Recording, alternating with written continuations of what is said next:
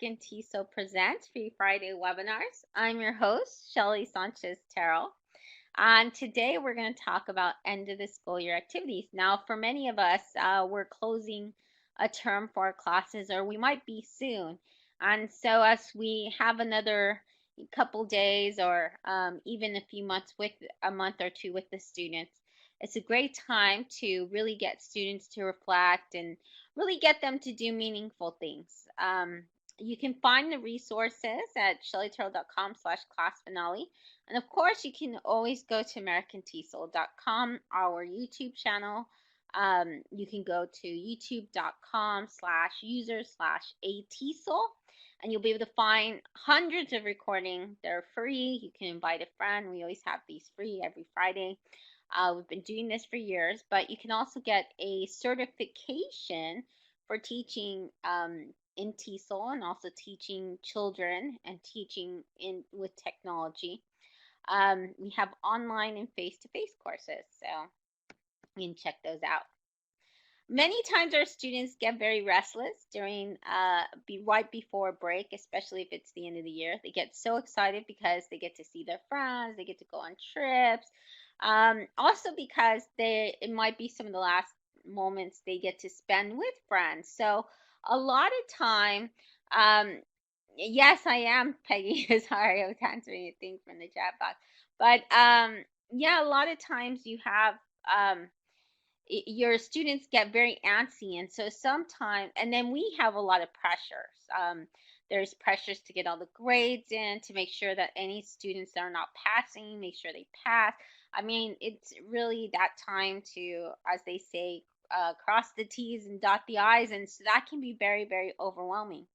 But it's good for us to be able to pause and make sure that our students, we don't, waste this month and our time with our students the last moments, because this is a really great time to be able to get our students to do some really meaningful reflection. And not only meaningful reflection, but it's a good time for them to be able to um, kind of recall their journey throughout your course and how much you cared about them and all the great things they learned, and also plan for the future, how they're going to take that learning that they did throughout the year with you. And it doesn't necessarily have to be academic only. It can be also, maybe you were great strength for them, or maybe you were great supporter, and how they can take that and continue to grow. So within the, Peggy was saying that in Arizona, a school ends next week. We actually here at Splendor don't end school until June, so we do still have a couple of weeks, and some of you may actually have a little bit longer. But within this time, you can, instead of just having students watch videos, which is very tempting, I hear a lot of teachers complain that students watch Disney videos all day long in some classes. And although that's very tempting, it's good to be able to get our students to do some other things like help others. They can do some last kind acts for others.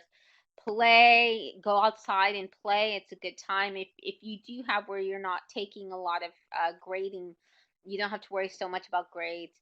Then it's great for you to be able to take them out, especially in good weather, and be able to have students go out and explore and do things that way if you haven't yet. For them to explore the world and explore it with others. And I just recently shared a tweet that talks about how you don't need to have Google Cardboard or virtual reality headsets for your students to be able to explore something in virtual reality. So that's great. Express gratitude and cultivate relationships. And I just saw on TP said that in Greece it ends in June 15th, so that you have some time there as well before your classes end. So I think the most important thing, and something that's definitely great to do every single time you end a course or a class, is to be able to get students to reflect. That's really, really important. And that way students see how much they've grown, and then they can really take that and feel proud of themselves, because every student, even if they didn't make the highest grades, maybe they didn't pass all their tests, um, like their state standard tests or their language tests or anything with the highest grades, but at least that they get to see that they did make progress, because all of our students make progress, and that's important. So we want them to leave feeling and knowing what they've achieved, and that's good motivation for the next year. So there's a couple of ways they can do that. One of the ways, and I've mentioned this before, is to have students create vision boards, or um, to create goal posters. And now you can do this digitally. When I was younger, we used to do this.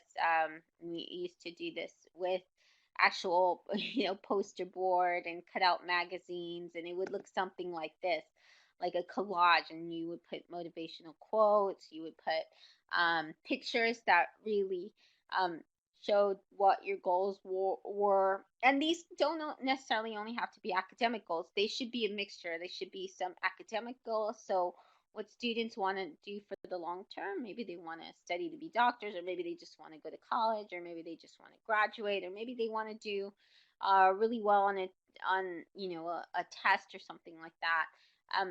Or maybe they have sports athletic goals. Maybe they want to be able to join the volleyball team, or score a touchdown, or there's many different types of goals that revolve around their academic and then also personal lives. So personally, they may want to, some of them might want to get healthier. Some of them might want to change their style. I mean, take more risks. So a goal poster is really good to get them to reflect on all of these goals and to also see something visually. Now, with digital poster tools, they like EduBunsy, I think is really great to do this with. So is EduGlogster, and so is Byte Slide. So those are the three I would recommend to do this with. But what they can do is they can add also videos with Bunsy. They can add a video, like a music video or a video that really gives them inspiration. They can add maybe like a TED talk that's on the subject that gives them. So that's what's great about having it instead as a digital goal poster. Now with Bunsy, Glogster, and also ByteSlide, you can have digital scrapbooks or digital yearbooks. Now all of these ideas, including the tools I mentioned, are in my post, so you can read about them there and click on the free web tools there. But with those, you can also have them where they add sort of like a digital yearbook, is what I mentioned in the post as well. Students can actually add pictures, they can add text, they can add font, they can add a background template. They can make it look like a real scrapbook, but it's online. And the great thing about that is that their pictures aren't going to fade because they're digital. They'll be able to preserve this for years and years to come and be able to go back and be able to see it. The other idea is that they can also have like a yearbook. They can have others go and also, add, they can scan in whatever they wrote and things like that and add that to the pages. Or they can have pictures with other people and label them and put the dates and everything like that. You can read more also about them doing digital portfolios. So I have a lot of reflection portfolios that I've mentioned, and I also have a webinar about that that I've talked about in a previous webinar a couple of months ago on how to create a digital portfolio. This is something that I do with my students every semester, and I really think it's a powerful way to end the semester. I do this instead of a final exam. Of course, that's what my college allows me to do that. So we're allowed to do digital portfolios or a final exam if we want to. So that's what I've done. What my students do, and you can click on, you can see it. Recently, I had them do this on Padlet, but I have in the past had them do this on Pinterest. And then what they do is throughout the year, they bookmark their assignments, they bookmark some of their favorite web tools, what they do. And then what they do is they also have at the end, they have to create a presentation where they add voice or video and they reflect on what they've learned. and how each assignment, why they chose that. So I'll show you some examples. One of the tools that I thought was really great for this was Prezi. And Prezi, my students did that a lot. You can see for each of these circles is one of the units. So we had 5 units. And so at each unit or module, the students actually included the work they did, they talked about. And the great thing is that Prezi has a voice feature now.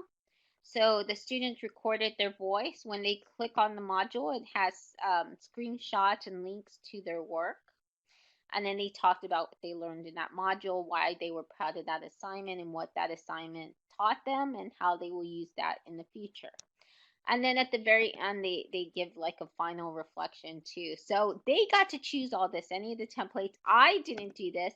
This one was one of my favorites because it says an unexpected journey. And the student, when you play it, you'll just see how much the student really enjoyed being in the class. So I'm very, very proud of that.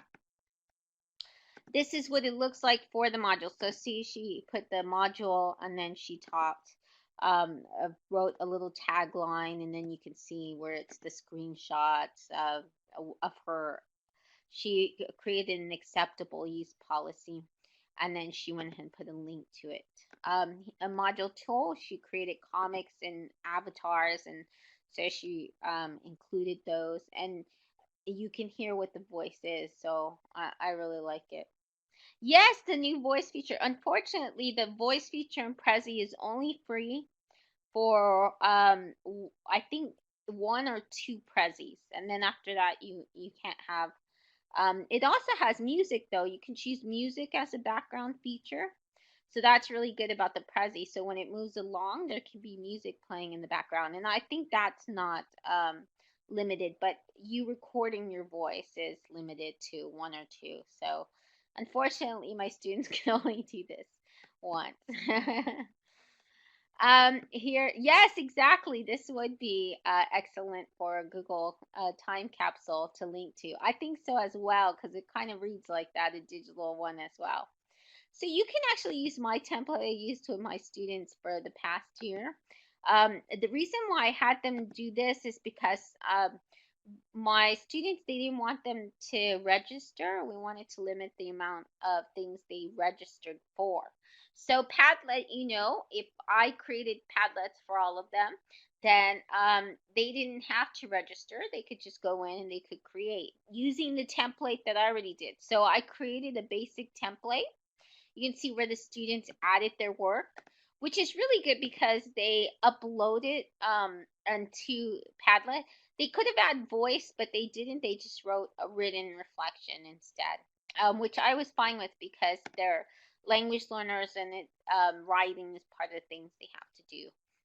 They added, here is like a Google Doc they created, a news template. Here they have they even have where they had video. This one didn't show the video, but others had video attached and audio because they did podcasts, they did videos, they did comics, like you can see here. They did slide presentations. This is actually their zombie apocalypse presentation. They did their survival plan.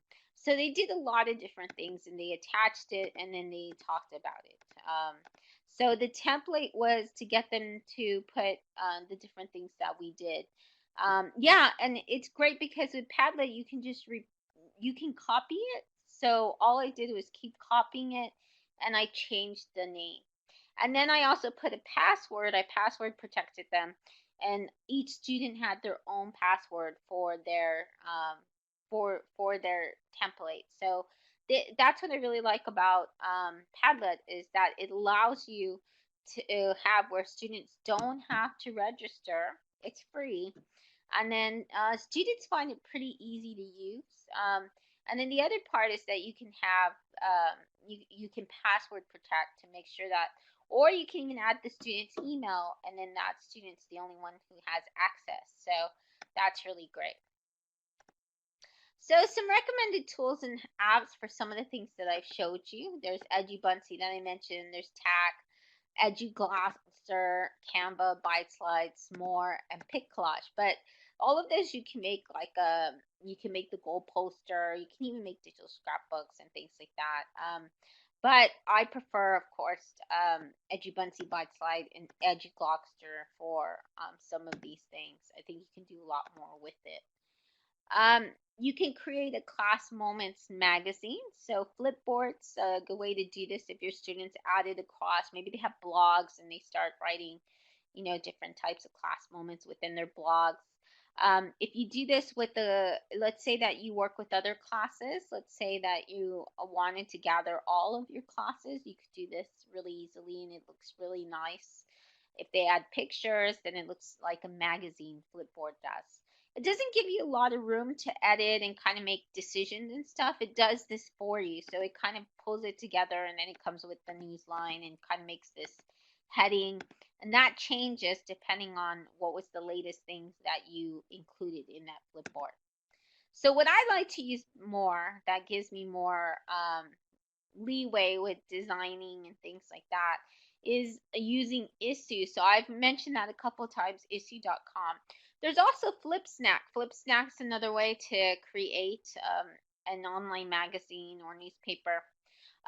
Inside if you go to, let's see, if you go to the blog post, then you'll be able to see templates, Google templates on how to create a newspaper and blog.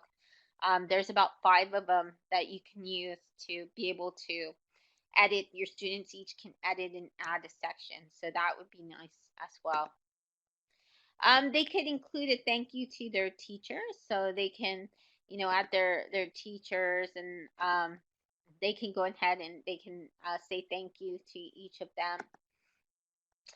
They can do an end of the year talk. So I always find oral presentations are still something that students need to practice and do. And so having them do a TED talk and Ignite, which is like a 5-minute presentation, 10 slides, they limit each section.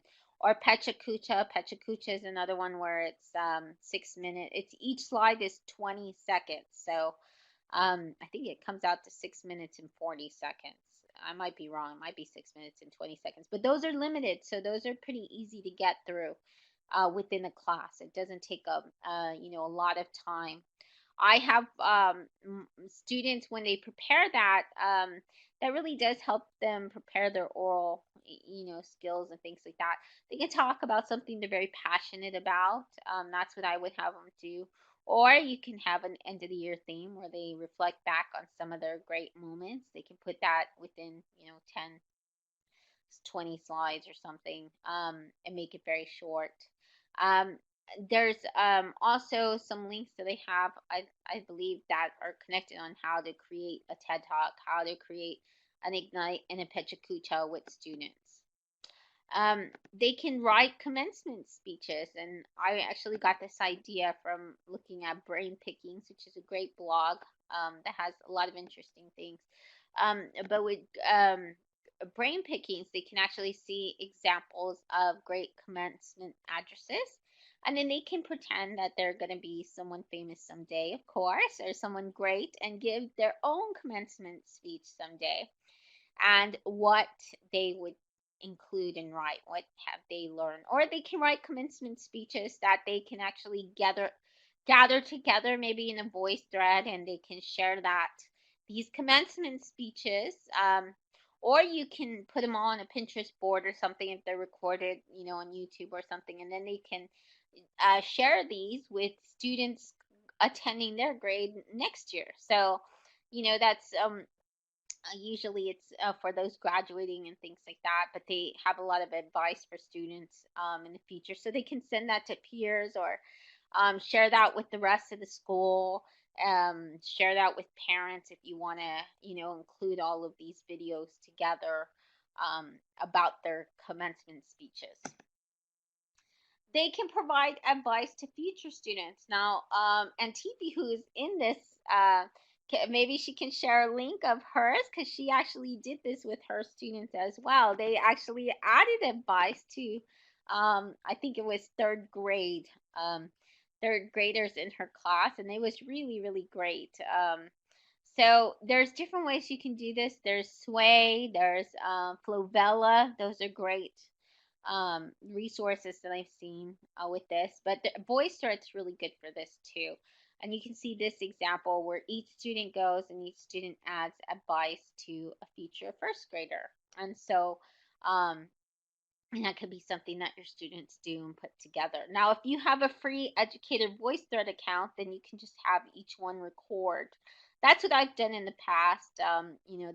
We just take times throughout the period while they're working on something else. Maybe they, have some work they have to finish or some last minute things they have to do. And then when we do that, oh, I guess now it requires permission. I must have made that private.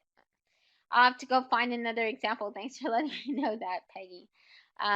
But that's a really great way to get students to be able to share advice quite quickly. And they don't have to use their faces. On that one, they did, but maybe that's why it's private now. They can use avatars. There's avatars on VoiceThread to be able to do that. Another piece of advice is to get students to play and move towards the end of the year. So I like to have a lot of fun, as you can see, with students of all ages, and have them do things. I like a lot of times that we get to play and play games. One of the places that you can do that is if you need ideas on getting them to move, get out of their seat.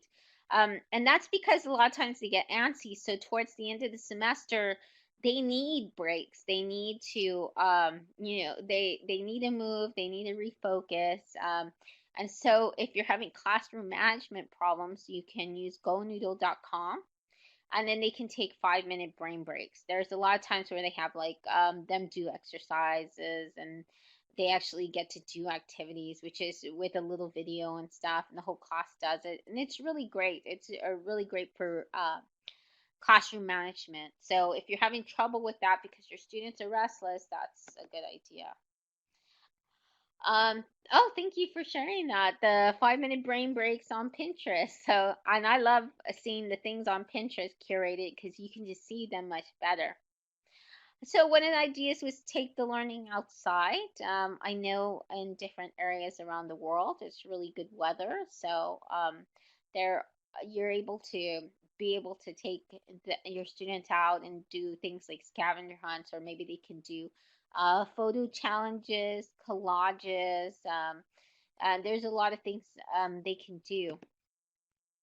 You can have them visit a guest expert physically or virtually. So this would be a good time if you don't want to do a lot of things that require grading at the time because you're trying to wrap up the grades. It's good to have a guest mentor expert come into the classroom and come visit. You can schedule a couple of those, and the kids can do some learning. They can write down questions they want to ask. They can get in small groups, do some research, and then ask questions. Also, you can have them visit virtually. So it doesn't, if you can't get anyone to come in the classroom, then maybe they can do it through Skype, or they can do it through Google Hangouts. So those are two options. Or maybe they can even do it through something like a peer.in. And I think I mentioned that in the last webinars.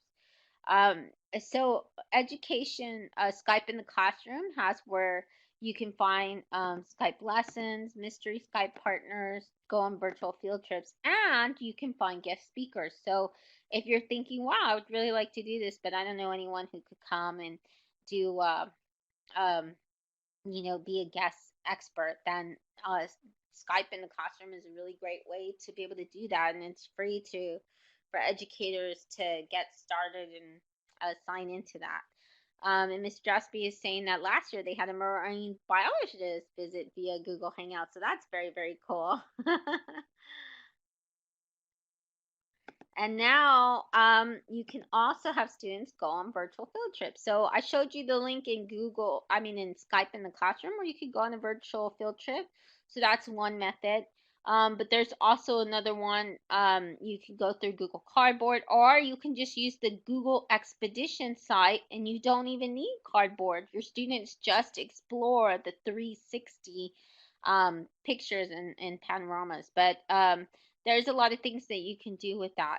You can also do Google Earth. That's a great way to explore different places. Google Lit Trips, which has gotten a new lift. It's gotten a new look and everything within the last year. They've done a lot of updates, so Google Lit Trips is very nice. With Google Lit Trips, that's also connected to famous novels and stories. So and things from the past history. Google Cultural Trips as well, and there's the World Wonders Project, so they can go see museums, art shows. I mean, there's just so much that you can do nowadays. If you have the Google Cardboard app, there's a lot of really cool ways to explore the world, and they just added more and more of virtual trips. So anywhere you think of you want to take the students, you can go ahead and you can connect them, and you'll probably find somewhere a virtual trip or 360 panorama that they can explore. You can also have them create a do something fun together to kind of get together and have that collaboration and also that teamwork and the last fun moments with their peers, which they can do a lip dub, a farewell, or memories video. I always like seeing these school lip dubs that come out. They're walking through the hallways. There's a lot of ways to do this. You can either have like the farewells or memories videos. You can do it through Magisto. You can use Kizoa, Biteable. There's Powtoon, Movely, TouchCast, Video, iMovie. There's also Windows Media Maker. I mean, there's a lot of different video tools out there that you can use.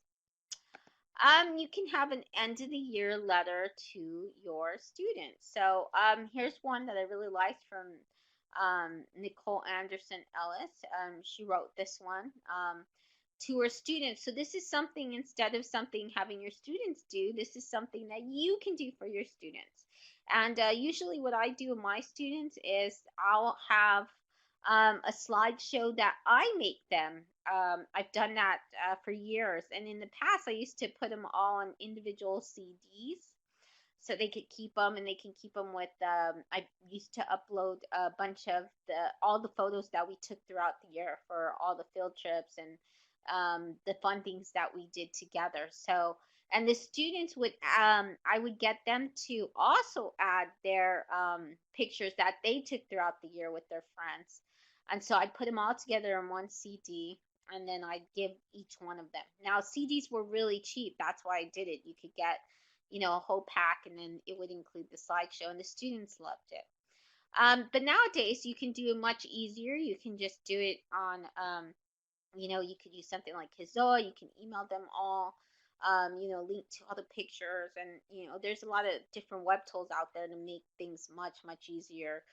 You can have them access files on Drive and things like that, where you have all of that together in one place. But it's a great way to let the students know how much you cared about them.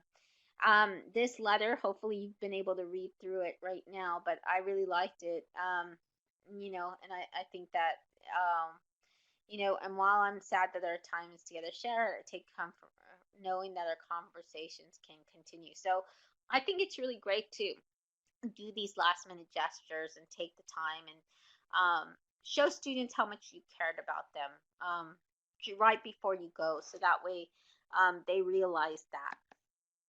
And that way they save it for years and years to come, which I've noticed with my students. There's a lot of them that I have that I taught 15 years ago that are on my Facebook. I have a academic Facebook, and they're all over the world, and they've had babies and got married and have graduated from, some of them, master's programs and doctorate programs. And I'm always amazed to see my students doing so much, and it's just so great to be able to see them, and they remember the things. They always tell me, every time I wish them happy birthday or anything, they say, "Oh, I remember this, Miss Sanchez." And so they do keep these, and it does mean a lot to them.